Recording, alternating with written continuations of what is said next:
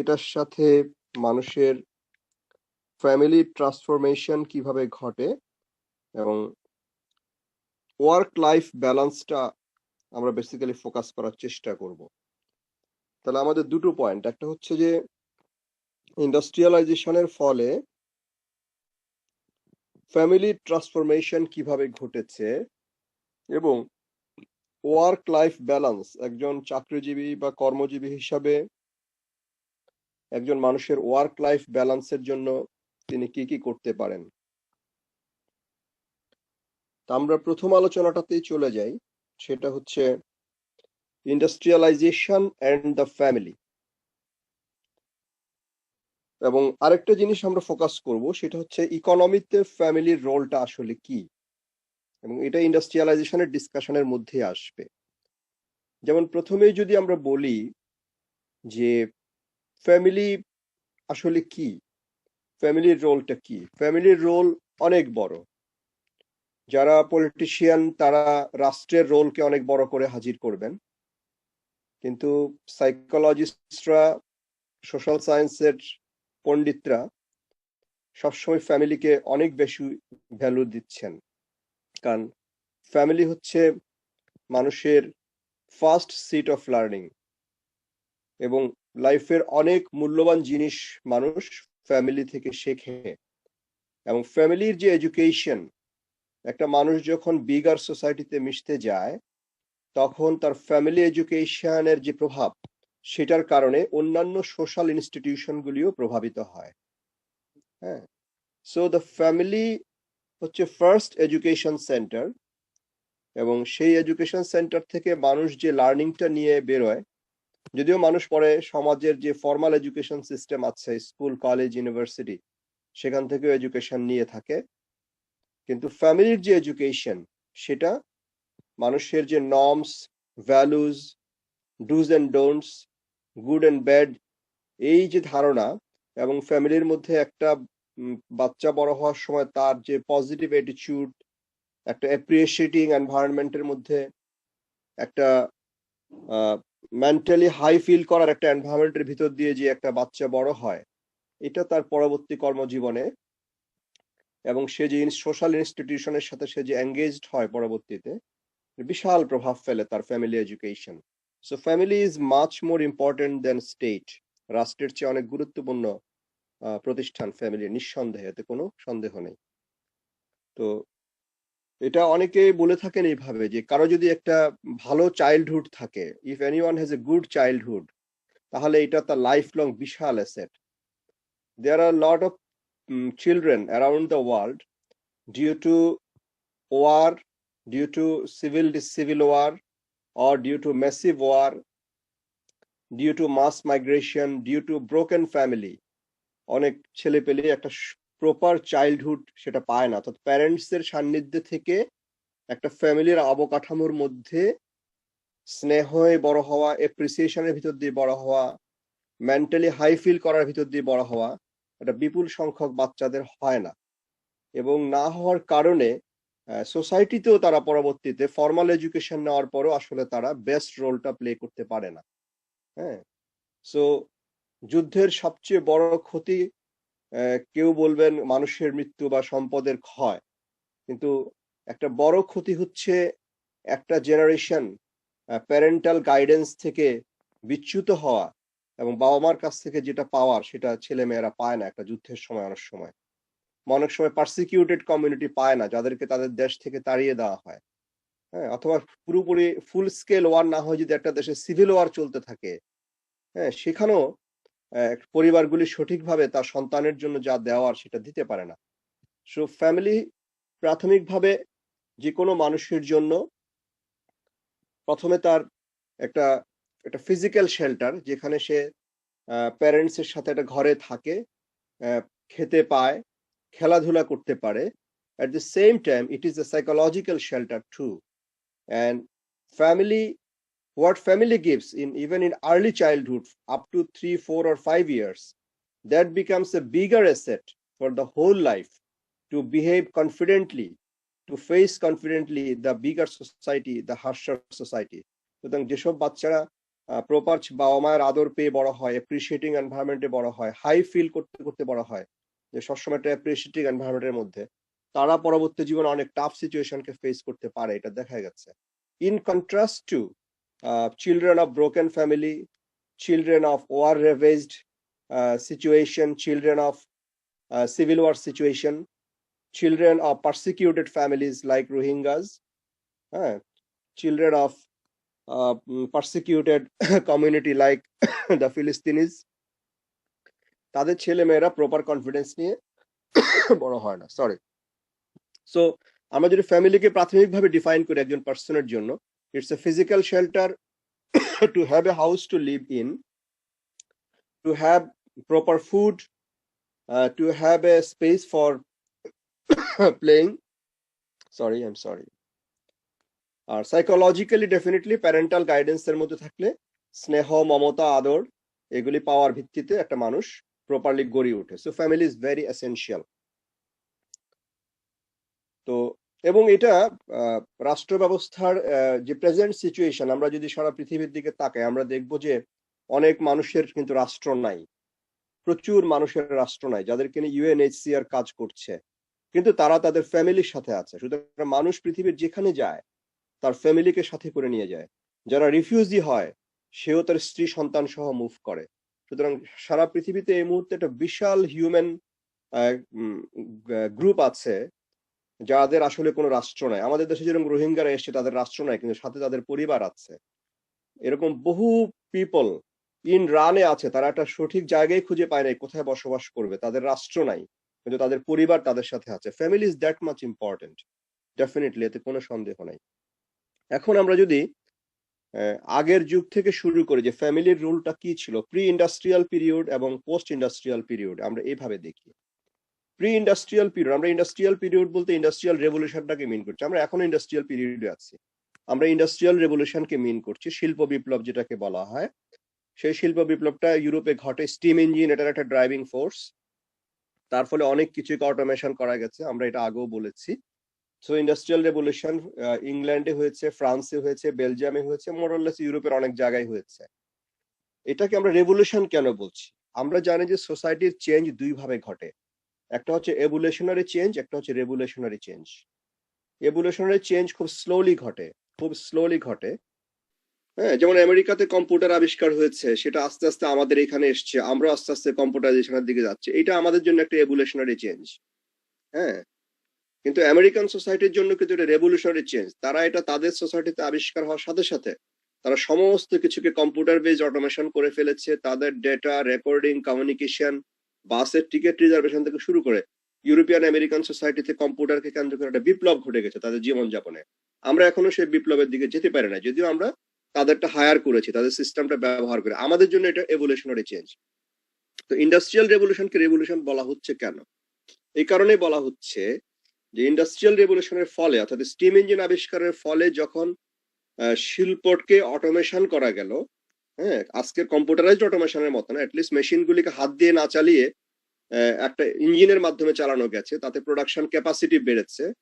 ট্রান্সপোর্টেশনের যে মিডিয়াম, যে সমস্ত বোটে করে এক জায়গা থেকে আরেক জায়গায় পণ্য নিয়ে যাওয়া হতো, তাতে তার মধ্যে ইঞ্জিন সেট করা হয়েছে, তাতে গুডসের ডেলিভারি এন্ড ডিস্ট্রিবিউশন অনেক বেড়ে গেছে। তো ইভেন মানুষের মোবিলিটি বেড়ে গেছে। আগে যেরকম ঘোড়ার গাড়িতে করে এক জায়গা থেকে আরেক জায়গায় যেতে অনেক সময় লাগতো, তখন দেখা যায় ইঞ্জিনের গাড়িতে করে দ্রুত এক জায়গা থেকে আরেক জায়গায় চলে যাচ্ছে।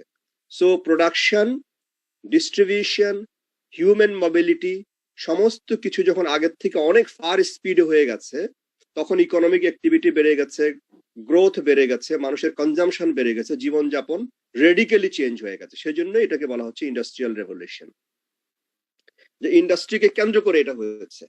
আর কি রেভলিউশন ঘটেছে, যেটা আমরা এখনই বলবো, একটা সোশ্যাল ট্রান্সফরমেশন, শুধুমাত্র জীবন যাপনের ক্ষেত্রে ঘটেছে তা না, একটা সোশ্যাল ট্রান্সফরমেশন ঘটেছে। যে বিপুল সংখ্যক লোক আগে গ্রামে থাকতো, সেই গ্রাম থেকে মানুষের শহরের দিকে আসা শুরু হয়েছে ফ্যাক্টরিতে চাকরি করার জন্য। হ্যাঁ, যে ফ্যাক্টরিতে চাকরি পাওয়া যাচ্ছে, চলো ওখানে গিয়ে চাকরি করি।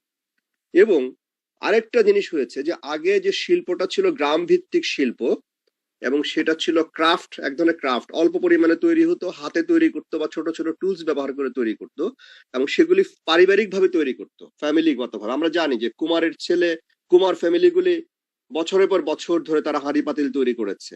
যারা অ্যালুমিনিয়ামের বা লোহার বা মেটালের কাজ করতো তারা দীর্ঘ সময় ধরে জেনারেশন আফটার জেনারেশন ওই পরিবারটা মেটালের কাজ করেছে।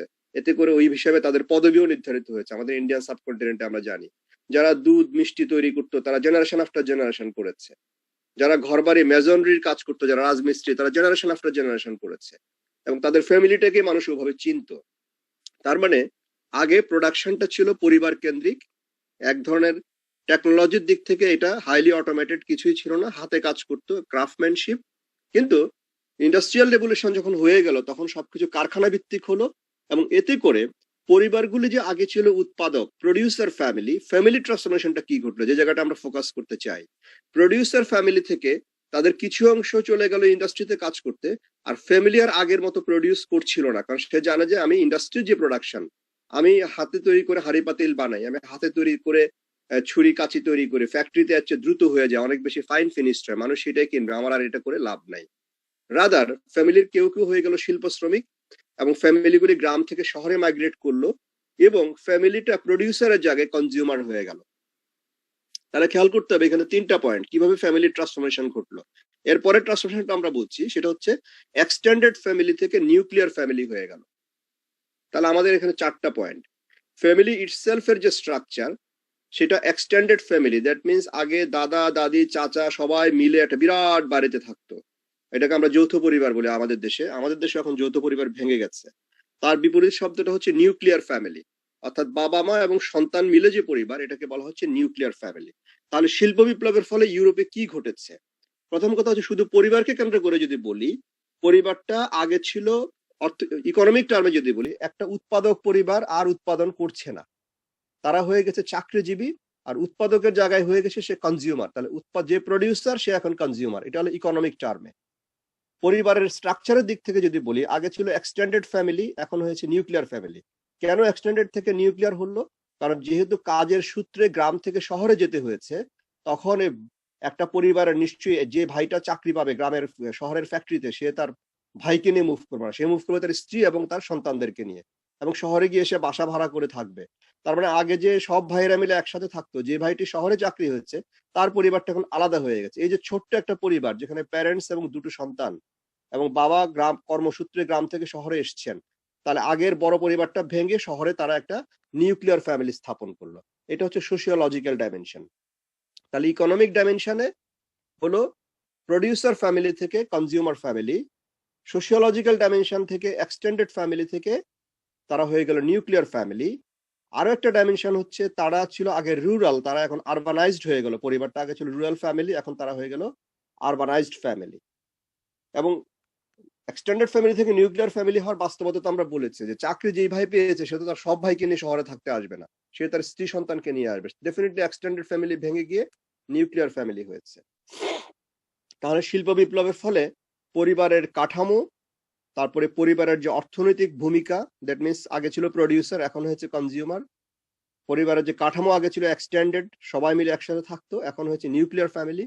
এবং একসাথে আগে কেন থাকতো সেটাও কিন্তু বলতে হবে, আগে একসাথে কেন থাকতো? এটাকে নেহায়েতি কিনশিপের জন্য যে চলো আমরা সবাই একসাথে থাকি? নো, যেহেতু কৃষিভিত্তিক সমাজ ছিল শিল্প বিপ্লবের আগে, কৃষিতে কাজ করতে গেলে সবার হাতটাই এখানে শ্রমিকের হাত, সবাইকে হাত লাগাতে হবে। পরিবারের জমি হয়তো ভাগ হয়নি, সব ভাই মিলে জমি চাষ করে উৎপাদন করে সবাই মিলে একসাথে রান্না বান্না করে খায়। সো ন্যাচারালি বিশাল একটা শ্রমশক্তি, এক্সটেন্ডেড ফ্যামিলি থাকলে একটা বিশাল শ্রমশক্তি তৈরি হয়, যেটা জমিতে বিনিয়োগ করতে পারে, এই শ্রমশক্তি প্রত্যেকে হাত লাগিয়ে কাজ করতে পারে।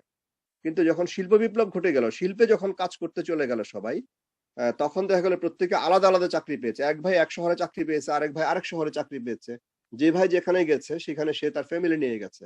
এভাবে এক্সটেন্ডেড ফ্যামিলি ভেঙে নিউক্লিয়ার ফ্যামিলি হয়ে গেল। এই থিওরিগুলি একজন সোশ্যাল সায়েন্টিস্ট দিয়েছেন। এগুলি একজন আমেরিকান সমাজবিজ্ঞানী, social scientist, that means sociologist. ওনার নাম হচ্ছে ট্যালকট পার্সন্স। নামটা খেয়াল করো, ট্যালকট পার্সন্স। ট্যালকট পার্সন্স এটা বলেছেন যে শিল্প বিপ্লবের ফলে কিভাবে এক্সটেন্ডেড ফ্যামিলি থেকে নিউক্লিয়ার ফ্যামিলি হয়ে গেল। এবং শুধু তাই না, ট্যালকট পার্সন কিভাবে মানুষ গ্রাম থেকে শহরে মাইগ্রেট করলো, রুরাল থেকে মানুষ কিভাবে আরবানাইজড হলো। তাহলে Talcott Parson said that extended family turned to nuclear family স্ট্রাকচারের দিক থেকে। হ্যাঁ, এবং সেটা হয়েছে শিল্পে চাকরি পাওয়ার ফলে রুরাল থেকে সে আরবানাইজড হয়ে গেল। এবং এট দ্য সেম টাইম যেটা দেখা গেছে সেটা হচ্ছে যে এই জেন্ডার রোলও চেঞ্জ হয়ে গেল। কারণ দেখা গেল যে আগে শ্রমিক হিসেবে তারা যখন গ্রামে নিজেদের জমিতে কাজ করতো বা অন্যের জমিতে কাজ করতো, তখন তার স্ত্রীও দেখা গেছে কাজ করেছে, কারণ জমিটা সব ঘর থেকে বেশি দূরে না। কিন্তু শহরে যখন চলে এসছে, তখন দেখা গেল যে হাজবেন্ড চাকরি পেয়েছে, কিন্তু ওয়াইফকে ঘরে থাকতে হচ্ছে, সে হয়তো চাকরি পায়নি। তাতে করে জেন্ডার রোলও অনেকখানি চেঞ্জ হয়ে গেছে। সেই ক্ষেত্রে ট্যালকট পারসনস যে শব্দটা ব্যবহার করেছেন সেটা হচ্ছে, পুরুষের ভূমিকাটা হচ্ছে ইনস্ট্রুমেন্টাল লিডার্স, আর ওমেনের ভূমিকাটা হচ্ছে এক্সপ্রেসিভ লিডার্স। হুম। এইভাবে পরিবারের যে দুজন শ্রমিক ছিলেন, শ্রমজীবী ছিলেন, অর্থাৎ হাজবেন্ড ওয়াইফ দুজনই শ্রমজীবী ছিলেন কৃষির ক্ষেত্রে। শিল্পের ক্ষেত্রে সে হাজবেন্ড চাকরি পেয়েছে, ওয়াইফ কিন্তু চাকরি পায় নাই। এটার কারণটা এই যে তখনো পর্যন্ত মেয়েদেরকে শিল্পে বিনিয়োগের কথা হয়তো শিল্প মালিকরা ভাবেননি। তাদের অনেক রকম প্রেজুডিসের কারণে, হ্যাঁ তাদের দক্ষতা কতটা কি হবে না হবে, বা ট্রেডিশনাল সামাজিক বোধের কারণে যে শিল্পে একজন মহিলাকে বিনিয়োগ করা, এমপ্লয় করা ঠিক হবে কি হবে না, অনেক রকম ট্রেডিশনাল সেন্সও কাজ করতে পারে। বাট যেটা দাঁড়িয়েছে তাতে করে দুটো স্পেশালাইজ রোল হয়ে গেছে। নিউক্লিয়ার ফ্যামিলির মধ্যে দেখা গেছে ম্যান তিনি চাকরি করছেন শিল্পে, ওমেন তিনি কাজ করছেন না, তিনি ঘরে থাকছেন এবং বাচ্চাদের দেখাশোনা করছেন। তো তাতে করে যে ট্যালকট পারসন যে শব্দটা ব্যবহার করেছেন সেটা হচ্ছে, যিনি ম্যান তিনি হচ্ছেন ইনস্ট্রুমেন্টাল লিডার ফ্যামিলির, আর যিনি ওমেন তিনি হচ্ছেন এক্সপ্রেসিভ লিডার। তো এইভাবে ট্যালকট পারসন আরেকটা জিনিস হচ্ছে যে মেরিটোক্রেসিটাও ডেভেলপ করেছে। আরেকটা জিনিস হচ্ছে মেরিটোক্রেসি, এটা অবশ্য সোশ্যাল জিনিস, এটা পারিবারিক ভাবে বলা যাবে না। তবে পরিবারের কে রিলেট করে বলা যাবে কিভাবে মেরিটোক্রেসি ডেভেলপ করেছে ইন্ডাস্ট্রিয়াল রেভলিউশনের ফলে। আমরা মেরিটোক্রেসির কথা আগেও বলেছি, যেটা ম্যাক্স ওয়েবার বলেছিলেন, যে চাকরিতে নিয়োগ হবে মেধার ভিত্তিতে। আমরা যখন ম্যানেজমেন্ট থিওরির কথা বলেছিলাম তখন আমরা মেরিটোক্রেসির কথা বলেছিলাম। ট্যালকট পারসন মেরিটোক্রেসিকে কিভাবে হাইলাইট করে, ট্যালকট পারসন দেখাচ্ছেন যেটা অটোমেটিক মেরিটোক্রেসি হয়ে গেছে। কেন? পরিবারের মধ্যে কোনো ব্যক্তির যদি পজিশন নির্ধারিত হয়, তাহলে কিভাবে নির্ধারিত হয়? এক্সটেন্ডেড ফ্যামিলির মধ্যে যে বড় ভাই তাকে ন্যাচারালি সিনিয়র, ন্যাচারালি জ্ঞানী, ন্যাচারালি সিদ্ধান্ত গ্রহণের মালিক মনে করা হচ্ছে। হ্যাঁ, কিন্তু শিল্পে কাজ করতে যখন কেউ যাবে, একটা ইন্ডাস্ট্রিয়াল সেট আপে যখন কেউ কাজ করতে যাবে, তখন কিন্তু তাকে একটা স্ট্যাটাস অ্যাচিভ করতে হয় হার্ড ওয়ার্ক দিয়ে। সুতরাং শিল্পে আমি শ্রমিক হিসাবে জয়েন করলাম, আমি সুপারভাইজার হয়ে উঠবো কিনা এটা তো আমাকে অ্যাচিভ করতে হবে। আমি বয়স বড় বলে তো আমাকে কেউ বলবে না যে এবার সেই সুপারভাইজার।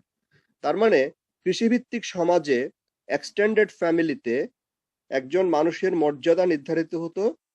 প্রি ইন্ডাস্ট্রিয়াল সোসাইটিতে এটা এটা অ্যাসক্রাইবড, ASCRIBD, অ্যাসক্রাইবড, মানে এক ধরনের এটা আরোপিত। হুম। যে কেউ হচ্ছে বড় ভাই, সুতরাং তিনি সিনিয়র, তিনি লিডার, তিনি সিদ্ধান্ত দেবেন, তিনি সবকিছু।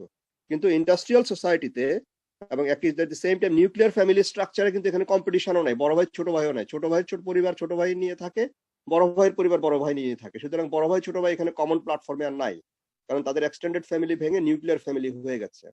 কেউ হয়তো ঢাকা ইপিজেডে চাকরি পেয়েছে, কেউ কুমিল্লা ইপিজেডে চাকরি পেয়েছে। সুতরাং এখানে বড় ভাই লিডার, ছোট ভাই তার ফলোয়ার, সেটা বলার সুযোগই নেই। এক্সটেন্ডেড ফ্যামিলিটাই ভেঙে দুইটা নিউক্লিয়ার ফ্যামিলি হয়ে গেছে। সুতরাং যে অ্যাসক্রাইবড যে রোল ছিল সেটার জায়গায় মেরিটোক্রেসি রোল এসছে, যে শিল্পে এখন আমি চাকরি করি, আমি শ্রমিক, আমি যদি শ্রমিকদের সুপারভাইজার হতে চাই তাহলে আমাকে এটা মেরিট দিয়ে অর্জন করতে হবে।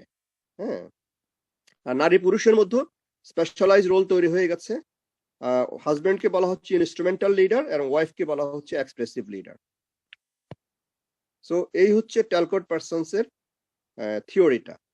তারপরে ট্যালকট পারসনস মূলত ফ্যামিলি কিভাবে শিল্প বিপ্লবের ফলে ফ্যামিলি তার ইকোনমিক রোল হারিয়েছে, ফ্যামিলি প্রডিউসিং ফ্যামিলি নাই আর, সে নিজে হয়ে গেছে কনজিউমার ফ্যামিলি এবং সে হয়ে গেছে ওয়ার্কার ফ্যামিলি, শিল্পের শ্রমিক পরিবার। এবং তাতে করে যে যেখানে চাকরি পেয়েছে সে তার ছোট পরিবারটা নিয়ে সেখানে চলে গেছে, তাতে এক্সটেন্ডেড ফ্যামিলি ভেঙে গেছে, ভেঙে হয়তো 5 ভাই থাকলে 5টা নিউক্লিয়ার ফ্যামিলি হয়েছে। সেই নিউক্লিয়ার ফ্যামিলির মধ্যে এখন আর পুরনো সেই কনসেপ্ট নাই যে বড় ভাই এখানে লিডার, সে অ্যাসক্রাইবড যে কনসেপ্ট যে সে আগে জন্মগ্রহণ করেছে সে লিডার, বরঞ্চ প্রত্যেকে তার কর্মক্ষেত্রে তখন মেরিটোক্রেসির মাধ্যমে পজিশন অ্যাচিভ করার চেষ্টা করছে। আর নারী পুরুষের মধ্যে জেন্ডার রোলের মধ্যে দেখা গেছে পুরুষটা চাকরি পেয়েছে, মহিলাটি চাকরি পাননি, তিনি ঘরে সন্তানের দেখাশোনা করছেন। তো সেই জন্য ট্যালকট পারসন বলেছেন যে পুরুষ হচ্ছে ইনস্ট্রুমেন্টাল লিডার এবং ওমেন হচ্ছেন এখানে এক্সপ্রেসিভ লিডার। দুজনকে তিনি লিডারশিপ দিয়েছেন এক ধরনের। তো ট্যালকট পারসনের সমালোচনা আছে, ট্যালকট পারসনের সমালোচনা হচ্ছে এরকম যে উনি যে বলেছেন যে ইন্ডাস্ট্রিয়ালাইজেশনের আগের পর্বটা পুরাটাই ছিল এক্সটেন্ডেড ফ্যামিলি। পরবর্তী গবেষকরা দেখেছেন যে আসলে পুরাটাই এক্সটেন্ডেড ফ্যামিলি ছিল না গোটা সমাজ জুড়ে, যে সব ভাই মিলে সবসময় একসাথে থেকেছে বিষয়টা তা না। তবে হ্যাঁ, মেজরিটি ফ্যামিলি এক্সটেন্ডেড ফ্যামিলি ছিল, কারণ এক্সটেন্ডেড ফ্যামিলিতে একটা রিয়েলিটি আছে, আমরা বলেছি যেহেতু কৃষিতে কাজ করতে হয়, হোক নিজেদের জমি অথবা হোক বর্গা চাষ, সব ভাই একসাথে থাকলে কারো কাছ থেকে জমি লিজ নিলেও সবার হাত একসাথে কাজ করে কাজটা ভালোভাবে হয়। অথবা নিজেদের জমি থাকলেও সব ভাই কৃষি কাজ করে, হ্যাঁ, তো তখন সব ভাই একসাথে থাকলে তাদের শ্রমটা এক জায়গায় কনসেন্ট্রেট হয়। ম্যান এন্ড ওম্যান শ্রম দুইটাই। আজকেও আমরা মেয়েদেরকে মাঠে কাজ করতে দেখি, কিন্তু একসময় মেয়েরা মাঠে কাজ করেছে, হ্যাঁ, কিন্তু মাঝখান দিয়ে সেটা বন্ধ হয়ে গেছে দীর্ঘ সময় ধরে শিল্প বিপ্লবের ফলে, ইন্ডাস্ট্রিয়াল রেভলিউশনের ফলে। তো আরেকটা জিনিস একই সাথে ডেভেলপ করেছে, যদি এডুকেশনের কথা বলা হয়, কৃষিতে সম্পন্ন পরিবারগুলি যারা ছিল, আমি এই প্রসঙ্গক্রমে বলে রাখা ভালো, যদি এটা আরেকজন সোশিওলজিস্ট এনি থিওরি দিয়েছেন, ক্যালকট পার্সনের থিওরি না, প্রসঙ্গক্রমে বলে রাখি যে শিক্ষার বিকাশটাও কিন্তু শিল্প বিপ্লবের ফলে হয়েছে আসলে। কারণ যেহেতু মেরিটোক্রেসি ডেভেলপ করেছে, আমি এটা পরে একদিন আলোচনা করব এই এডুকেশনের সোশিওলজি নিয়ে, আরেকজন সোশিওলজিস্ট বলেছেন, নট ক্যালকট পার্সন, আমি কন্টেক্সচুয়ালি বলে রাখছি যে আগে দেখা যেত যাদের প্রচুর জমি আছে এবং সব ভাই মিলে জমির চাষ করাচ্ছে শ্রমিকদেরকে দিয়ে বা নিজেরাও হাত লাগাচ্ছে, এই সমস্ত সামন্ত পরিবারগুলিতে কোনো লেখাপড়ার চল ছিল না। এই বাস্তবতা শুধু আমাদের দেশে না, ইউরোপেও ছিল। ইউরোপের যে সামন্ত রাজারা, তাদের অনেকেরই কোনো অটোবায়োগ্রাফি পাওয়া যায় না, কোনো রিটেন হিস্ট্রিও পাওয়া যায় না।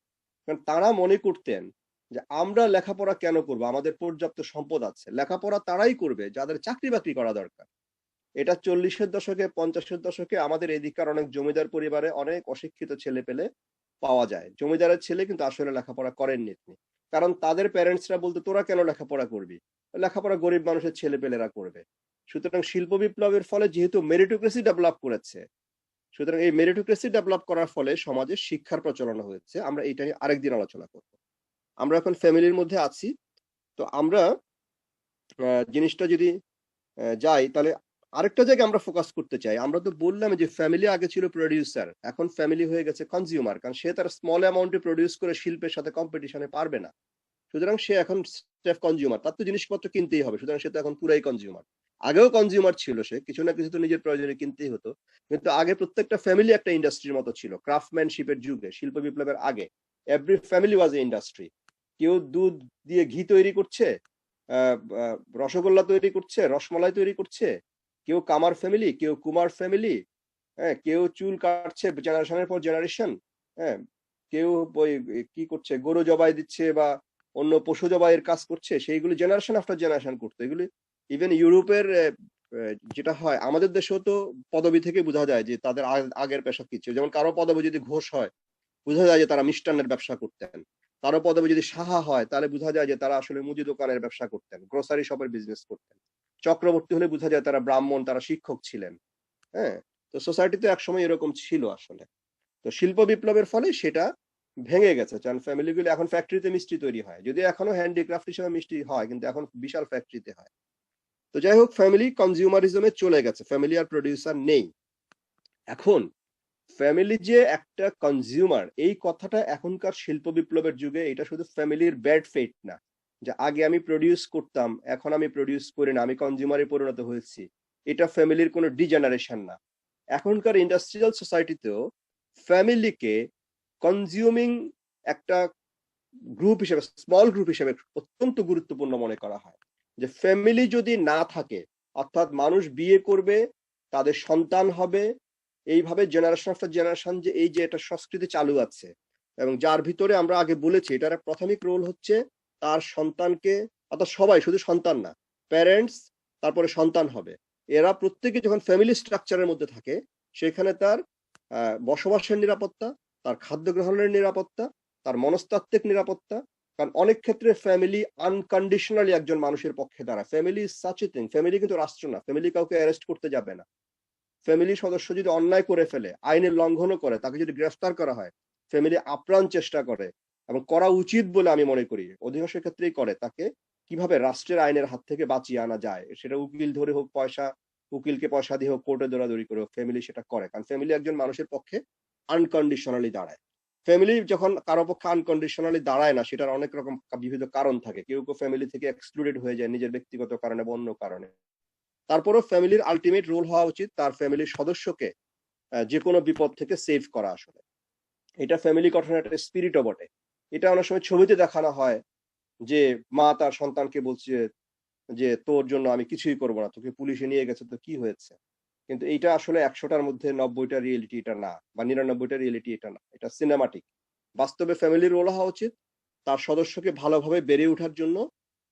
যেটা আমি বলছিলাম, প্রথম হচ্ছে ফিজিক্যাল সিকিউরিটি, দ্যাট মিনস একটা গুড হাউস, সেখানে ভালো খাবারের ব্যবস্থা, পারিবারিক বিনোদনের ব্যবস্থা, অসুখ বিসুখে চিকিৎসার ব্যবস্থা, আর মনস্তাত্ত্বিকভাবে তাকে এপ্রিসিয়েট করা, তার সাথে আনন্দপূর্ণ সময় কাটানো। সেটা স্বামী স্ত্রী সন্তান সবাই মিলে এই যে পরিবেশ, একদিকে তার ফিজিক্যাল সিকিউরিটি, একদিকে মেন্টাল সিকিউরিটি, এই জিনিসগুলি যোগান দেওয়া হচ্ছে পরিবারের প্রাথমিক কাজ।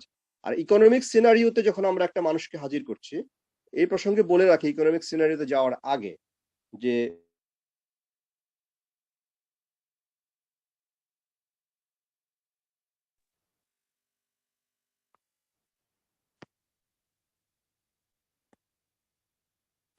হ্যালো, জি স্যার, শোনা যায়। ওকে, তাহলে আমরা যেটা নিয়ে বলছিলাম ফ্যামিলির রোল নিয়ে আমরা বলছিলাম। সেক্ষেত্রে আমরা দুটো পয়েন্ট উল্লেখ করতে চাইছি। একটা হচ্ছে দাস প্রথা, হ্যাঁ, সেটা আমেরিকাতে 1861 সালে এটাকে কেন্দ্র করে আমেরিকান সিভিল ওয়ার হয়, তোমরা জানো সেটা। এবং সেখানে দেখা গেছে যে দক্ষিণের লোকেরা, আমেরিকার দক্ষিণের লোকেরা দাস প্রথা টিকিয়ে রাখতে চাইছে, উত্তরের লোকেরা দাসদেরকে ফ্রি করে দিতে চাইছে। সেখানে উত্তর দক্ষিণ দুপক্ষের একটা গৃহযুদ্ধ হয় 1861 থেকে 65 সাল পর্যন্ত। আব্রাহাম লিঙ্কন তখন আমেরিকার প্রেসিডেন্ট, এবং দক্ষিণের লোকেরা বলেছে দাস প্রথা বিলুপ্ত করা হলে তারা ইউনাইটেড স্টেটস এর সাথে থাকবে না। তখন আমেরিকার স্টেটের সংখ্যা এরকম 52 বা 53টা ছিল না, আরো কম ছিল। কিন্তু যা ছিল তার মধ্যে সাউথের পার্ট অনেকগুলো স্টেট বলেছে আমরা আমেরিকার সাথে থাকবো না। হ্যাঁ, এটা নিয়ে যুদ্ধ হয়েছে রীতিমতো নর্থ এবং সাউথের মধ্যে, এটা বিশাল যুদ্ধ। এবং যে যুদ্ধকে কেন্দ্র করে আব্রাহাম লিঙ্কনের বিখ্যাত ভাষণ আছে, তোমরা জানো, গেটিসবার্গ অ্যাড্রেস, একটা ভাষণ আছে। গেটিসবার্গ অ্যাড্রেসের ভাষণটা হচ্ছে মূলত একটা যুদ্ধক্ষেত্রে পেনসিলভ্যানিয়ার গেটিসবার্গ নামক একটা জায়গায় এই সিভিল ওয়ারের সৈন্যদের লাশ পড়েছিল, এবং সেই লাশ শেষকৃত্য অনুষ্ঠানে আব্রাহাম লিঙ্কন যাচ্ছিলেন, যে এত সংখ্যক সৈন্যকে একসাথে যখন মাটি দেওয়া হবে সেটা রিচুয়ালে উনি থাকতে চাচ্ছিলেন, এবং সেইখানে তিনি ওই ভাষণটা দেন আর কি। যাই হোক, এটা প্রসঙ্গক্রমে বললাম। কিন্তু যেটা বলা দরকার সেটা হচ্ছে যে এই দাস ফ্যামিলিগুলির যে ক্ষতিটা হয়েছে দাস ব্যবসার ফলে, যেটা হচ্ছে গোটা পরিবারগুলিকে ভেঙে দেওয়া হয়েছে। একটা গোটা পরিবারকে কখনোই একটা মালিকের কাছে বিক্রি করা হয় নাই। হ্যাঁ, দেখা গেছে মা এক জায়গায় বিক্রি হয়ে গেছেন, বাবা আরেক জায়গায় বিক্রি হয়ে গেছে, সন্তান আরেক জায়গায় বিক্রি হয়ে গেছে। আজকে আমেরিকার কালোদের মধ্যে যে অপরাধ প্রবণতা দেখা যায়, তাদের মধ্যে যে অস্থিরতা দেখা যায়, তারা যে একটু এংরি, উগ্র, এটার প্রধান কারণ হচ্ছে সেই দাস যুগে তাদের পরিবারগুলিকে ভেঙে দেওয়া হয়েছে। তারা আসলে পরিবারের স্নেহটা তারা পায় নাই। হ্যাঁ, তো একটা মানুষ যখন পরিবারের স্নেহ পায় না, তখন তার মধ্যে রুক্ষতা ডেভেলপ করে, তখন তার মধ্যে অপরাধ প্রবণতা ডেভেলপ করে। হ্যাঁ, সুতরাং কালোদের আজকে যে বাস্তবতা আমেরিকান সোসাইটিতে, তাদের যদি আমেরিকার ক্রাইম স্ট্যাটিস্টিক্স দেখা যায়, তাহলে দেখা যায় যে তাদের প্রিজনে কালোদের সংখ্যাই বেশি, বিবিধ ছোটখাটো অপরাধ হোক আর বড় অপরাধ হোক। তো এইভাবে পরিবার এমন একটা গুরুত্বপূর্ণ প্রতিষ্ঠান যে পরিবার যখন ভেঙে যায়, তখন একটা মানুষের আসলে আর কিছুই থাকে না। তখন তার মধ্যে রুক্ষতা ডেভেলপ করে, তখন তার মধ্যে মূল্যবোধহীনতা ডেভেলপ করে, এবং তার মধ্যে এক্সট্রিম পর্যায়ে গেলে তার মধ্যে অপরাধ প্রবণতা ডেভেলপ করে। সুতরাং পরিবার যদি একটা সমাজের মধ্যে সঠিকভাবে পরিচালনা করা যায়, তাহলে এটা মানুষের ভবিষ্যতের জন্য এটা একটা বিশাল অ্যাসেট। হ্যাঁ, সমাজে অনেক রকম অস্থিরতা হয়, রাষ্ট্রে অনেক রকম অস্থিরতা হয়, কিন্তু পরিবারের অভ্যন্তরে যদি অস্থিরতা পরিহার করে জীবনযাপন করা যায়, তাহলে এটা দীর্ঘমেয়াদে সমাজের মঙ্গল হয়। হ্যাঁ, আর সেকেন্ড কথা যেটা হচ্ছে, এটা তো গেল আমেরিকার দাসদের কথা। আর দ্বিতীয় প্রসঙ্গ যেটা হচ্ছে, সেটা হচ্ছে যে সরি আই ফরগট ইট, আমি সেকেন্ড কনটেক্সটটা কি বলতে চেয়েছিলাম।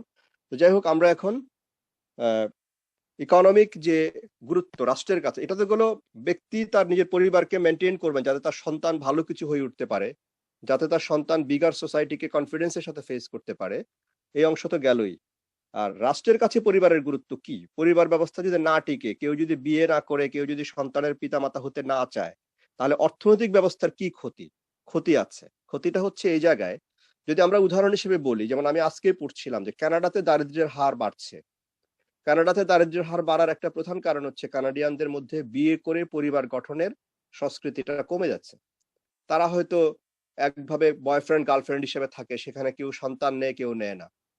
কিন্তু ফর্মাল ম্যারেজের মাধ্যমে বিয়ে করে সুন্দর একটা পরিবার গঠন করা, সেখানে সন্তান হলে অর্থনৈতিকভাবে রাষ্ট্রের জন্য লাভজনক আছে। ব্যাপারটা কি? কারণ যে একটা বাচ্চাকে কেন্দ্র করে ছোটবেলা থেকে তার কত রকম জিনিস প্রয়োজন হয় একটা বাচ্চার। হ্যাঁ, ছোট বাচ্চার জামা কাপড়, ছোট বাচ্চার খেলনা, ছোট বাচ্চার ফিডার, তার জন্য বেবি ফিড, এইটা সেইটা অনেক কিছু কিনতে হয়। সুতরাং একটা বাচ্চাকে কেন্দ্র করে একটা পরিবারের মধ্যে যে কনজিউমারিজম ডেভেলপ করে, এবং সেটা বাচ্চাটা পরিপূর্ণভাবে বড় হওয়ার আগ পর্যন্ত, প্রায় 18-19 বছর আগ পর্যন্ত এই বাচ্চাটাকে কেন্দ্র করে একটা পরিবার কেন্দ্র চলতে থাকে। এবং সেখানে যত রকম পারিবারিক জিনিসপত্র আসলে আমরা মনে করি যে একটা টিভি কিনেছি, এটা আমিও দেখবো, কিন্তু মূলত এগুলি বাচ্চাদের চাহিদার কথা চিন্তা করেই কেনা হয়। বড়রাও হয়তো সেটা করে। হ্যাঁ, তো একটা ফ্যামিলিতে যদি ফ্যামিলি গঠন করা হয় এবং যদি বাচ্চা থাকে, তাহলে আহ, এই পরিবারটা একটা প্রপার কনজিউমার হিসেবে সোসাইটিতে হাজির হয় আসলে। এখন যদি একজন সিঙ্গেল পার্সন হয়, এরকম বহু সিঙ্গেল, ইনক্লুডিং মি, আমার কথা আমি বলতে পারি, যেমন আমার বাসায় কোনো টেলিভিশন নেই, because I M a single person. আমার টেলিভিশন দেখতে ইচ্ছে করে না। সো আমি যেটুকু মিডিয়া দেখার প্রয়োজন হয়, আমি যেটা ইউটিউবে অনেক রকম ভিডিও আমি দেখি। I have stop my TV long 3 years back. এখন যদি আমার ফ্যামিলি থাকতো, তাহলে দেখা যেত আমার স্ত্রী আমাকে বলতেন বা আমার সন্তান আমাকে বলতো যে না, আমাদের টিভি কোথায়। হ্যাঁ, বা টিভি আগেরটা থাকলে বলতো যে একটা ভালো ফ্ল্যাট টিভি কেনা দরকার। সুতরাং একটা আহ, পরিবারকে কেন্দ্র করে, এবং সেখানে যখন সন্তান হয়, তাকে কেন্দ্র করে যে একটা পরিবার যেটা প্রপার কনজিউমার হিসেবে হাজির রাখে। সুতরাং প্রপার কনজিউমার যখন তৈরি হবে, তার মানে সেখানে সোসাইটিতে যে জিনিসগুলি ইন্ডাস্ট্রিতে প্রডিউস হচ্ছে, পরিবার সেটার কনজিউমার হিসেবে রিয়েলি এপিয়ার করে, এবং তখন সেলস বাড়ে, ইকোনমিক গ্রোথ বাড়ে। তো এখন কানাডাতে যেটা হয়েছে, তখন মানুষজন যখন একা থাকে, তখন তার প্রয়োজনগুলো অনেক সীমিত হয়ে পড়ে। আর সীমিত হয়ে পড়লে সে কিন্তু আসলে একজন সিঙ্গেল পার্সন প্রপার কনজিউমার না। একটা সিঙ্গেল পার্সন অনেক সময় গাড়িও কিনতে চায় না। আমরা জানি যে অনেকে ঢাকা শহরে অনেকে গাড়ি কিনে নিজের প্রয়োজনে না, দেখা গেলো বাচ্চা বড় হয়ে গেছে, তার স্কুলে যাওয়ার জন্য একটা গাড়ি কিনা দরকার। হ্যাঁ, তখন সে বাচ্চার প্রয়োজনে একটা গাড়ি কিনে। বাচ্চার প্রয়োজনে সে বাসায় পুরনো টিভিটার পরিবর্তে একটা ফ্ল্যাট টিভি কিনে, একটা বড় টিভি কিনে। হ্যাঁ, তো এই সমস্ত অনেক প্রয়োজন সন্তানকে কেন্দ্র করে আবর্তিত হয়, এবং এতে করে ফ্যামিলি গঠন হলে সমাজে একটা ফ্যামিলি প্রপার কনজিউমার হিসেবে আবির্ভূত, এবং সমাজে যখন এই ফ্যামিলিগুলি প্রপার কনজিউমার হিসেবে আবির্ভূত হয়, তখন ইন্ডাস্ট্রিয়াল প্রোডাকশন নিশ্চয়ই বাড়বে, কারণ এখানে ডিমান্ড সাইড কাজ করছে, সাপ্লাই সাইডে ইন্ডাস্ট্রিগুলি কাজ করবে। আর সেটা যদি কাজ করে, তাহলে ডেফিনেটলি সমাজের ইকোনমিক গ্রোথ হবে। সুতরাং সোসাইটির ইকোনমিক গ্রোথের জন্য সঠিক পরিবার গঠিত হওয়া জরুরি। হ্যাঁ, সুতরাং একটা পরিবারই বিচিত্র ধরনের কনজিউমার প্রোডাক্ট কিনবে, পজিটিভ প্রোডাক্ট, অনেক নেগেটিভ প্রোডাক্টও আছে। কেউ সিগারেট খেতে পারে, বা হয়তো দেখা গেল ফ্যামিলির কর্তা cigarette Khan, cigarette is a negative product, তোমরা জানো, অলরেডি ইকোনমিক্স পড়েছো। কিন্তু সমাজে যত রকম পজিটিভ প্রোডাক্ট আছে, মূলত পরিবার এবং সন্তান, কখনো স্ত্রীর একটা ভালো লাইফ যাপনের যে গাইডেন্স, এটা অনেক সময় স্ত্রী বেশি দিয়ে থাকে। তিনি নির্ধারণ করে থাকেন যে আসলে কোন সোফাটা কেনা দরকার, পর্দার কাপড়টা কেমন হওয়া উচিত, হ্যাঁ, ঘরের ইন্টারনাল ভিতরে যে লাইট গুলি লাগানো হয়েছে সেগুলি কেমন হওয়া উচিত। হ্যাঁ, একদিকে স্ত্রীর দিক থেকে যে গাইডেন্স, হ্যাঁ, কারণ তাকেও একটা লিডারশিপ দিয়েছেন ট্যালকট পার্সন, যদি ইভেন তিনি সক্রিয়ভাবে চাকরি নাও করেন, ইন্ডাস্ট্রিয়াল সোসাইটিতে স্ত্রীকেও একটা লিডারশিপ দিয়েছেন, যেখানে হাজবেন্ড হচ্ছে ইনস্ট্রুমেন্টাল লিডার, সেখানে ওয়াইফেরও একটা লিডারশিপ ক্যাপাসিটি আছে। এমন নয় যে ওয়াইফ নিচে পড়ে গেছেন, হ্যাঁ, তিনিও ফ্যামিলিতে তার এক্সপ্রেশনটা দিয়ে থাকেন, তাকে এক্সপ্রেসিভ লিডার বলা হচ্ছে। সো স্ত্রীর একটা গুড লাইফ প্ল্যানিং এর যে চাহিদা, একই এট দি সেম টাইম সন্তানকে কেন্দ্র করে যে সমস্ত কিছুকে অ্যারেঞ্জ করা, ফ্যামিলির সমস্ত কিছু, এইটা একটা সন্তান একেবারে তার বিয়ের আগ পর্যন্ত সে পরিবারের সাথেই থাকে। আমাদের মতো ট্র্যাডিশনাল সোসাইটিতে, ইভেন ইউরোপ আমেরিকাতেও থাকে, পরিবারের মধ্যেই থাকে, যাদের পারিবারিক সক্ষমতাটা অনেক হাই। হ্যাঁ, মধ্যবিত্ত পর্যন্ত সক্ষমতা হাই মনে করা হয় ইউরোপ আমেরিকাতে। তো তাহলে ফ্যামিলিগুলি প্রপার কনজিউমার হিসেবে আবির্ভূত হয়। তারা অনেক জিনিস কিনে, টেলিভিশন, সোফা সেট, ঘরের পর্দা, নিত্য প্রয়োজনীয় জিনিস, সন্তানের পড়াশোনা, ছোটবেলা থেকে শুরু করে সন্তানের বেবি কট, একটা খেলনা থেকে শুরু করে তার বড়বেলায় তার জন্য একটা তার প্রয়োজনে তাকে একটা গাড়ি কিনে দেওয়া, অথবা তার জন্য একটা গাড়ি ফ্যামিলির সবার জন্য কিনা, তাকে কেন্দ্র করে, এর মাধ্যমে যে ফ্যামিলি কনজিউমারিজম, এইটাই পরবর্তীতে সোশ্যাল কনজিউমারিজমে কনভার্ট হবে। সমস্ত পরিবারগুলো যদি এইভাবেই চলতে থাকে তাহলে সমাজে সমস্ত উৎপাদিত পণ্য বিক্রি হবে, তারপরে সমাজে কি হবে, তাতে সমাজের গ্রোথ হবে, ইকোনমিক গ্রোথ হবে। তো কানাডাতে দারিদ্র্য বাড়ছে, আমরা সেই জায়গাটা কেন বলছিলাম? কারণ কানাডাতে এই ধরনের ফ্যামিলি ফরমেশনের টেন্ডেন্সি কমে গেছে, মানুষজন একা থাকতে চাইছে, হ্যাঁ, কখনো বয়ফ্রেন্ড গার্লফ্রেন্ড হিসেবে থাকতে চাইছে, কিন্তু সেখানে কোনো সন্তান নাই। সুতরাং এক ধরনের আবেগে জীবন যাপন করা বয়ফ্রেন্ড গার্লফ্রেন্ড হিসাবে আর পরিবার গঠন করে সন্তান পালন করা, দুটার মধ্যে আকাশ পাতাল তফাৎ আছে। সো কানাডাতে যেহেতু এটা কমে গেছে, তাতে করে এই সিঙ্গেল পার্সন বা ইভেন দুজন ফ্রেন্ড তারা বয়ফ্রেন্ড গার্লফ্রেন্ড হিসেবে থাকছেন, তাদের জীবনে এত হাজারটা জিনিস নাই আসলে। একটা ফ্যামিলিতে যতগুলো জিনিস লাগে অতগুলো জিনিস তাদের নাই। তাদের হয়তো ফ্রিজটা পুরনো হয়ে পড়ে আছে, তাদের খবর নাই, কিন্তু আজকে ওয়াইফ হলে বলতে না এই ফ্রিজটা পাল্টাও, হ্যাঁ। তাদের হয়তো একটা অনেক পুরনো মাইক্রোওয়েভ ওভেন দিয়ে বয়ফ্রেন্ড গার্লফ্রেন্ড কাজ চালিয়ে দিচ্ছে, কিন্তু ওয়াইফ থাকলে বলতে না এই মাইক্রোওয়েভ ওভেনটা চেঞ্জ করে তুমি একটা ভালো ওভেন কিনো। সো এইভাবে পরিবার মানেই হচ্ছে একটা গুড কনজিউমার ইউনিট। সুতরাং পরিবার গঠিত হলে ইকোনমি থ্রাইভ করবে। তাহলে পরিবার যদি গঠিত না হয় তাহলে কনজিউমারিজম কমবে, প্রোডাকশনের জিনিস যদি কম বিক্রি হয় তাহলে যে প্রডিউস করছে সে প্রডিউস কম করবে, সে যদি কম প্রডিউস করে তাহলে সমাজে চাকরির সংখ্যা কমবে, চাকরির সংখ্যা কমলে সমাজে দারিদ্র্য বাড়বে। সুতরাং এটা রিলেটেড। তার মানে পরিবারকে আমরা ইকোনমিক্সের দৃষ্টিতে বেসিক গুড কনজিউমার ইউনিট বলতে পারি। সিঙ্গেল পার্সনের কনজিউমার, কিন্তু family is a good consumer unit, যে ফ্যামিলির অনেক রকম জিনিস দরকার হয় এবং সে দরকারের জায়গাটা কখনো স্ত্রী গাইড করে ফর এ গুড লিভিং, কখনো সন্তানের প্রতি যে আবেগ এবং সন্তানকে একটা কমফোর্টেবল গুড লাইফ দেওয়ার পিতার যে কমিটমেন্ট থাকে, প্যারেন্টসের যে কমিটমেন্ট থাকে, সেই কমিটমেন্টের জায়গা থেকে ফ্যামিলি অনেক জিনিস ক্রয় করে। সো যদি একটা রাষ্ট্র যদি পরিবার গঠনকে প্রমোট না করে, এবং করেও, পৃথিবীর বড় বড় উন্নত দেশগুলি কিন্তু বিয়ে করাকে খুবই অ্যাপ্রিসিয়েট করে, কিন্তু প্রশ্ন উঠতে পারে তাহলে বিয়ের লাইসেন্স ফি এত বেশি কেন? ইউরোপ আমেরিকাতে কিন্তু বিয়ে করতে গেলে গভর্নমেন্ট রেজিস্ট্রেশন ফি হাই। এটা তোমাকে বুঝিয়ে দেওয়ার জন্য যে বিয়ে একটা দায়িত্বশীল কাজ, এটা হেলাফেলা কাজ না। এবং ওখানে ডিভোর্স দিতে গেলেও কিন্তু রীতিমতো আমাদের এখানে ডিভোর্স দিলে স্ত্রী দেনমোহরের টাকা ছাড়া কিছু পায় না, কানাডা ইউরোপ আমেরিকাতে ডিভোর্স দিলে নিজের সম্পদের অংশ স্ত্রীকে দিয়ে দিতে হয়। এরকমও দেখা গেছে যে নোবেল লরিয়েট প্রফেসর স্ত্রীকে ডিভোর্স দিতে গিয়ে নোবেল প্রাইজের অর্ধেক টাকা দিয়ে দিতে হয়েছে, যেহেতু প্রফেসর সাহেবের কোনো জমানো টাকা ছিল না, ওই নোবেল প্রাইজের টাকাটাই ছিল, নোবেল প্রাইজের টাকার অর্ধেক ওয়াইফকে দিয়ে দিতে হয়েছে। কারণ কি, রাষ্ট্র এটা কেন করে? বুঝাতে চায় যে আজকে বিয়ে করবা কালকে ছেড়ে দেবা, এটা হবে না। বিয়ে করা একটা দায়িত্বশীল লোকের কাজ, এবং অকারণে ডিভোর্সের দিকে যাওয়া যাবে না, এটা কাগজপত্রের বিষয় না, তোমাকে মোটা অঙ্কের পেনাল্টি গুনতে হবে। কারণ রাষ্ট্র চায় তুমি দায়িত্বশীল হও, তুমি পরিবার গঠন করো, পরিবার গঠন করলে একদিকে সমাজ যেরকম স্থিতিশীল হবে, একটা সন্তান হবে সুনাগরিক হবে, সে তার স্নেহ মমতায় বড় হয়ে উঠলে সুনাগরিক হয়। যে সন্তান পরিবারের স্নেহ মমতা পায় না তারা কিন্তু অনেক সময় তাদের মধ্যে ক্রিমিনাল টেন্ডেন্সি কাজ করে। ক্রাইম তাদের ইমোশনাল একটা এক্সপ্রেশন, ক্রাইম অনেক সময় বলা হয় যে অ্যান্টি সোশ্যাল। কিন্তু যে সন্তান পরিবারের স্নেহ পায় না, সমাজের সামনে সে বিচিত্র উদ্ভট আচরণ করে, যেটাকে অপরাধমূলক আচরণ মনে করা হয়, সে আসলে অ্যাটেনশন ড্র করতে চায়। ক্রাইম কখনো কখনো অ্যাটেনশন ড্র করার জন্য করে, ক্রাইম কখনো কখনো ইমোশন এক্সপ্রেস করার জন্য করে, কারণ সে ইমোশনালি ভালনারেবল, সে তার মায়ের স্নেহ বা পিতার স্নেহ পায়নি। এই রিয়েলিটি আমেরিকার কালোদের ক্ষেত্রে ঘটে, কারণ তাদের ফ্যামিলিগুলিকে সিস্টেমেটিক্যালি দাস প্রথার আলোকে তাদেরকে ভেঙে দেওয়া হয়েছে। সন্তান এক পরিবারে বিক্রি হয়েছে, বাবা এক পরিবারে বিক্রি হয়েছে, মা এক পরিবারে বিক্রি হয়েছে। ইভেন দাস প্রথা উঠিয়ে দেওয়ার পরও তারা পরস্পরকে খুঁজে পেয়েছে কিনা সবাই খুঁজে পায়ও নাই, যে কার মা কোথায় চলে গেছে, কার বাবা কোথায় চলে গেছে। তারা আবারও পরিবার গঠন করেছে। সুতরাং পরিবার গঠনের ভিতর দিয়েই আমেরিকার কালো সম্প্রদায়, কৃষ্ণাঙ্গ সম্প্রদায় যারা, তারা নিজেদেরকে আবার রিঅর্গানাইজ করেছে সোসাইটিতে, এবং চেষ্টা করছে পরিবার গঠনের ভিতর দিয়ে, কোনো রাষ্ট্র বিপ্লবের ভিতর দিয়ে না, হ্যাঁ, পরিবার গঠনের ভিতর দিয়ে তারা সমাজে নিজেদেরকে আবার অ্যাসার্ট করছে। আবার তাদের ভিতর থেকে প্রেসিডেন্ট হচ্ছে, তাদের ভিতর থেকে সেনা প্রধান হয়েছে কলিন পাওয়েল, তাদের ভিতর থেকে সেক্রেটারি অফ স্টেট হয়েছে কন্ডোলিজা রাইস। এরা কিন্তু পরিবার গঠনের ভিতর দিয়ে রাষ্ট্রের ফোরফ্রন্টে তারা আসতে পেরেছে, হ্যাঁ, এককভাবে কিন্তু আসতে পারেনি। তাহলে আমরা আজকের আলোচনা থেকে যেটা জানলাম, এখন সর্বশেষ যে জায়গাটা আসছে সেটা হচ্ছে এই পরিবার যাকে আমরা এত গুরুত্বপূর্ণ হাজির করলাম, এক হচ্ছে সন্তানের বিকাশের জায়গা হিসেবে সবচেয়ে গুরুত্বপূর্ণ জায়গা, তার প্রথম শিক্ষাটা সে সেখানে পাবে, বাবা মার কাছ থেকে সে ভালো মন্দের শিক্ষাটা পাবে, এবং এই শিক্ষা নিয়ে সে বৃহৎ সমাজে যাবে।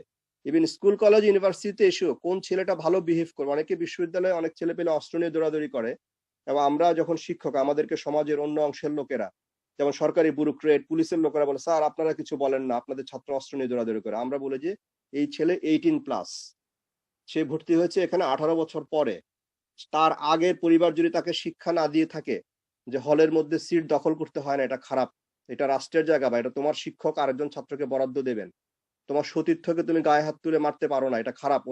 অন্যের গায়ে হাত দেওয়া যায় না, মানুষের গায়ে টাচ করা গুরুতর অপরাধ। এগুলো যদি তার পরিবার না শিক্ষা দিয়ে থাকে, 18+ ছেলেকে আমি এখানে আমার ডিসিপ্লিন পড়াবো, আমি তাকে এটা শিক্ষা দেওয়া আমার পক্ষে সম্ভব না। আমি যেটা করতে পারি, তাকে ডিসিপ্লিনারি অ্যাকশন নিয়ে তাকে বহিষ্কার করতে পারি, কিন্তু তাকে আমি ভালো করতে পারবো না, কারণ সে পরিবার থেকে এই শিক্ষাটা পায়নি।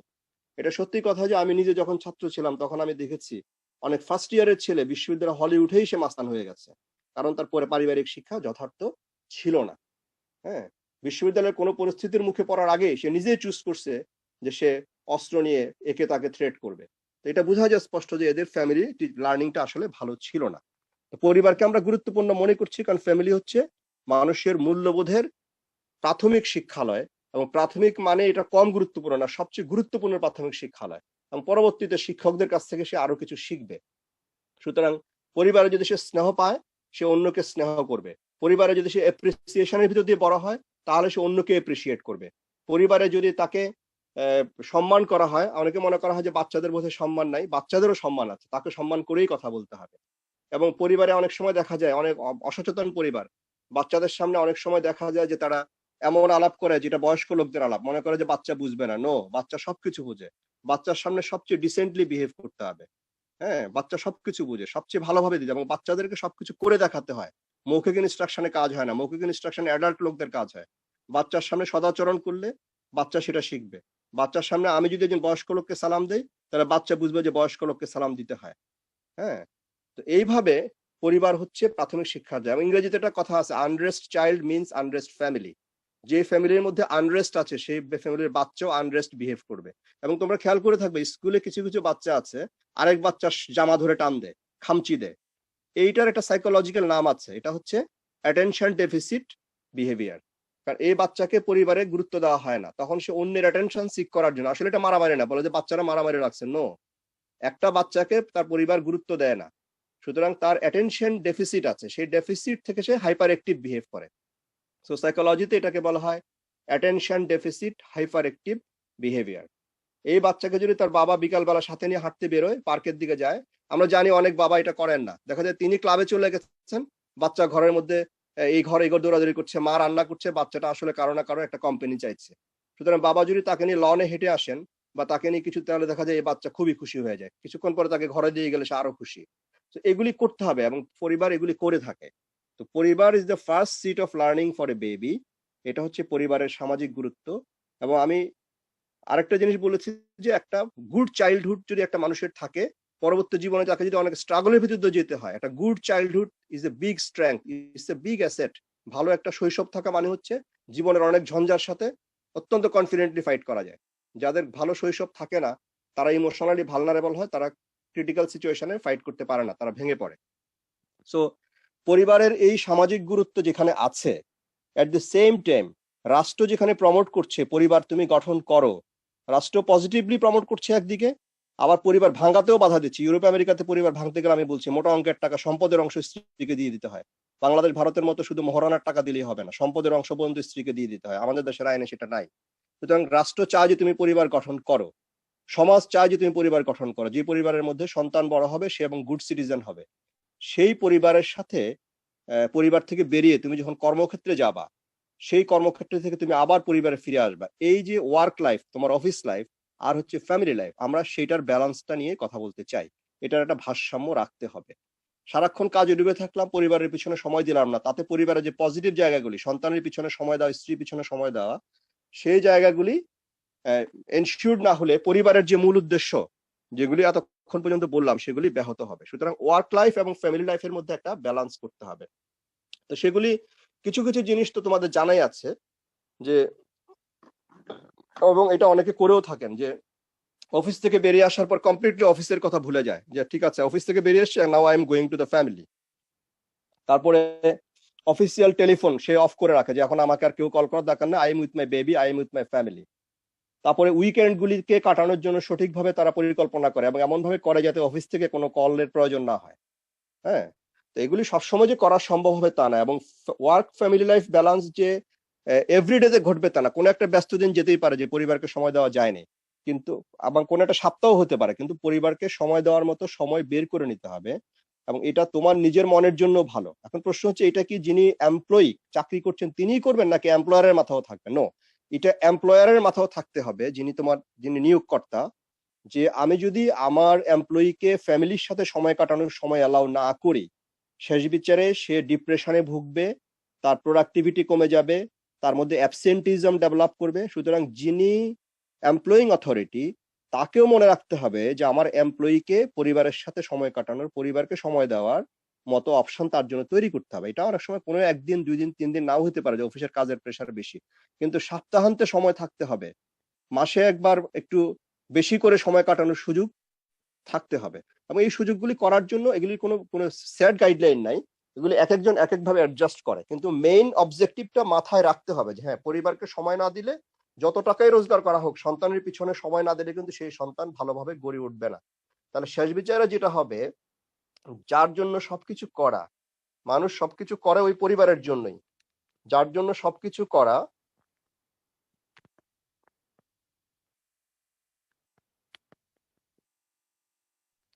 তো যে ফ্যামিলির জন্য সবকিছু করা, সেটাই পরিপূর্ণভাবে ব্যাহত হবে।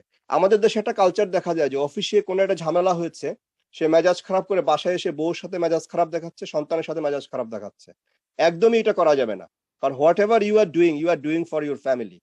জাস্ট অফিস থেকে বেরোনোর সাথে সাথে একটা লম্বা নিঃশ্বাস ফেলে এগুলি ভুলে যেতে হবে, যে অফিসের মধ্যে কি হয়েছে না হয়েছে সেটা আগামীকাল আবার দেখা যাবে।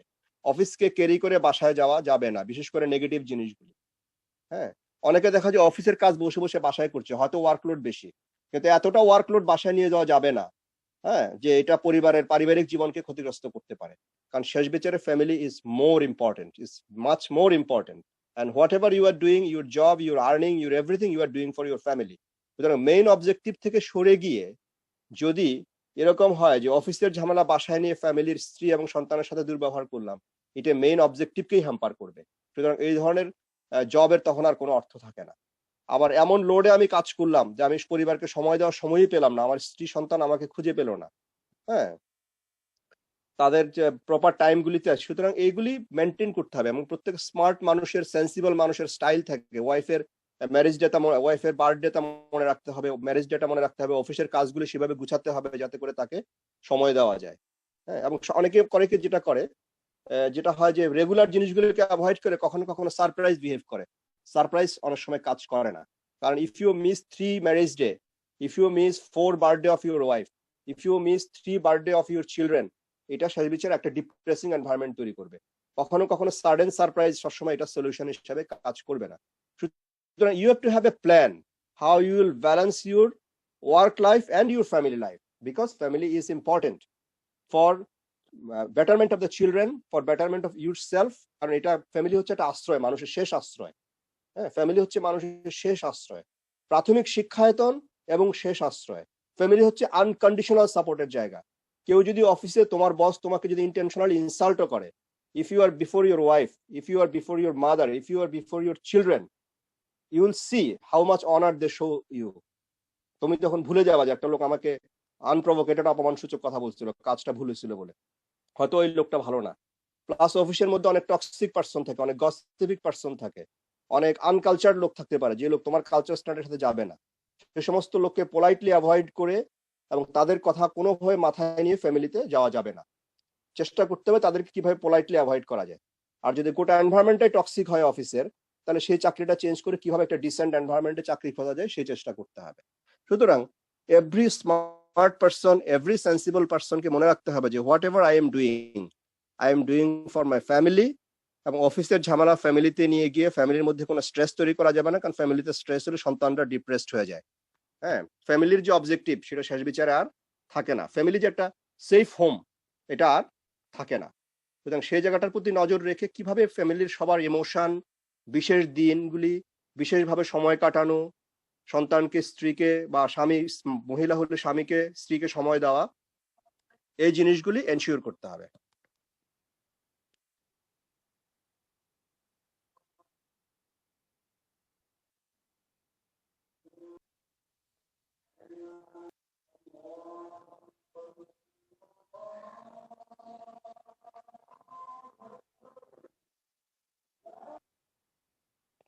তাহলে আমরা আজকে প্রথমে আলোচনা করলাম কিভাবে অ্যাগ্রারিয়ান সোসাইটি থেকে ইন্ডাস্ট্রিয়াল সোসাইটিতে ট্রান্সফরমেশন হয়েছে, এবং সেখানে প্রথম যে পার্সনের নাম আসছে আমরা সেই সোশ্যাল সায়েন্টিস্টের নাম বলি ট্যালকট পার্সনস। লেখো Talcott Parsons, TALCOTT, Talcott Parsons, PARSONS,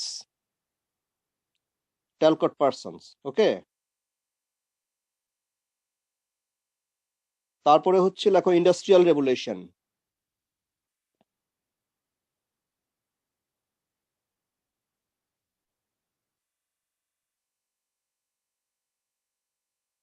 তারপরে তারপরে হচ্ছে আরবানাইজেশন।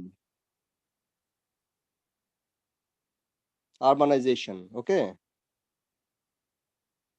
তারপরে হচ্ছে এক্সটেন্ডেড ফ্যামিলি।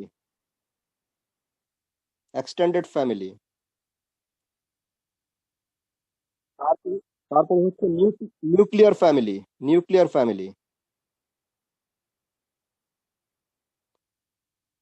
তারপরে হচ্ছে মেরিটোক্রেসি।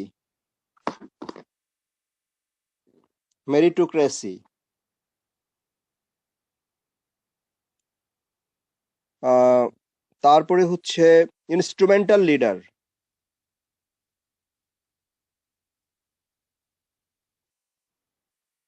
তারপরে হচ্ছে এক্সপ্রেসিভ লিডার।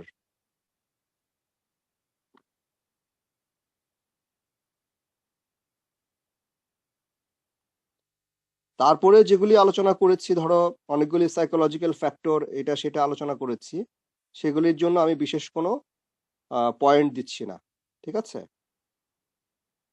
তো এইটা ট্যালকট পার্সন থিওরির মধ্যে যে শব্দগুলি বললাম, এগুলি ট্যালকট পার্সনের থিওরির মধ্যে এই শব্দগুলি আছে। ঠিক আছে, এগুলি ফর্মাল ওয়ার্ড সোশিওলজির। ঠিক আছে, আর পরবর্তী যে ডিসকাশনগুলি করেছি, ডিসকাশনগুলি জাস্ট পয়েন্টগুলি তোমরা নিজেরা নিজেদের মতো করে মেন্টালি একটা অ্যারেঞ্জমেন্ট করে নাও যে আমি কি বলেছি। হ্যাঁ, ফ্যামিলির রোল সম্পর্কে। ঠিক আছে, একটা হলো একদিকে সোশ্যাল এবং সাইকোলজিক্যাল রোল তো আমি বলেইছি মানুষের আপব্রিঙ্গিং বেড়ে ওঠার জন্য। অন্যদিকে রাষ্ট্রের কাছে ফ্যামিলি কেন কনজিউমার ইউনিট হিসেবে গুরুত্বপূর্ণ আমরা সেই আলোচনাও করেছি, তাই না?